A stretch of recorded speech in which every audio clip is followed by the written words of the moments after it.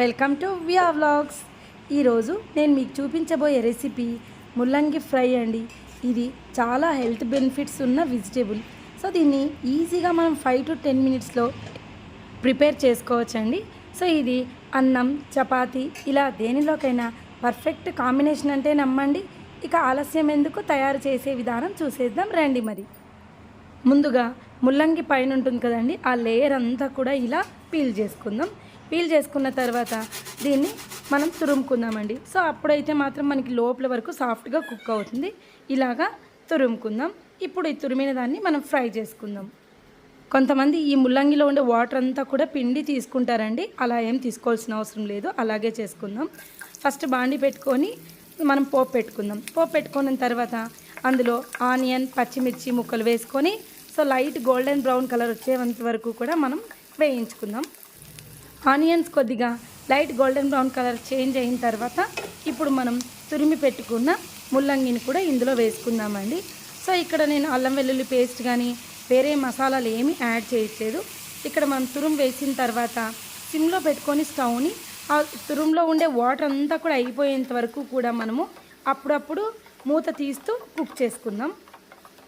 ఇప్పుడు ఈ స్టేజ్లో ఒకసారి ఇట్లా బాగా కలుపుకోయిన తర్వాత ఇందులో కొద్దిగా పసుపు యాడ్ చేసుకుందామండి. ఇంకా టేస్ట్కి తగ్గట్టు సాల్ట్ కూడా యాడ్ చేసుకుందాం. ఇక్కడ సాల్ట్ ఫస్టే ఎక్కువ వేసేద్దండి, కొద్దిగా వేసి ట్రై చేసుకున్న తర్వాత లాస్ట్లో తక్కువ అయితే మరీ వేసుకోవచ్చు. చూడండి, ఇలా బాగా కలుపుకున్న తర్వాత మూత మూసి కుక్ చేసుకుందాం. సో ఇప్పుడు చూడండి, ఇలా అప్పుడప్పుడు మనం మధ్యలో తీస్తూ కలుపుతూ ఉంటాం కదా, ఈ వాటర్ అనేది పూర్తిగా మనకి అంటే ఆవిరైపోయే వరకు కూడా, వాటర్ అంతా పూర్తిగా ఇంకిపోయే వరకు కూడా మనము ఫ్రై చేసుకుందామండి. ఇప్పుడు చూడండి, ఇక్కడైతే ఇంకా పూర్తిగా వాటర్ అంతా కూడా పోయింది. సో లైట్గా ఉంది కదా. ఇప్పుడు మనం ఇందులో మనకి స్పైస్కి తగ్గట్టు కారం యాడ్ చేసుకుందాం. కారం యాడ్ చేసుకొని ఇంకొక లాస్ట్ 2 మినిట్స్ పాటు మనము మూత మూసి కుక్ చేసుకుందామండి.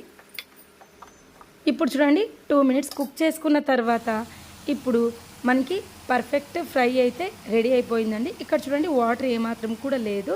సో మనకి కన్సిస్టెన్సీ రాగానే మనం సర్వింగ్ బౌల్లో సర్వ్ చేసుకుందాం. ఇప్పుడు ఎంతో టేస్టీగా యమ్మీగా ఉండే ముల్లంగి ఫ్రై అయితే రెడీ అయిపోయిందండి. సో ముల్లంగి స్మెల్ పడని వాళ్ళు, ముల్లంగి తినని వాళ్ళు కూడా ఒక్కసారి ఇలా ట్రై చేశారంటే ఖచ్చితంగా తింటారండి. సో మీరు కూడా తప్పకుండా ట్రై చేయండి. వీడియో కనుక నచ్చినట్లయితే లైక్ చేయండి, కమెంట్ చేయండి. అలాగే నా ఛానల్ని ఫస్ట్ టైం కనుక చూస్తున్నట్లయితే సబ్స్క్రైబ్ చేసుకోండి ఫ్రెండ్స్. మరిన్ని ఇంట్రెస్టింగ్ అండ్ ఈజీ రెసిపీస్తో మీ ముందుకు వస్తాను. Thank you friends, thank you for watching.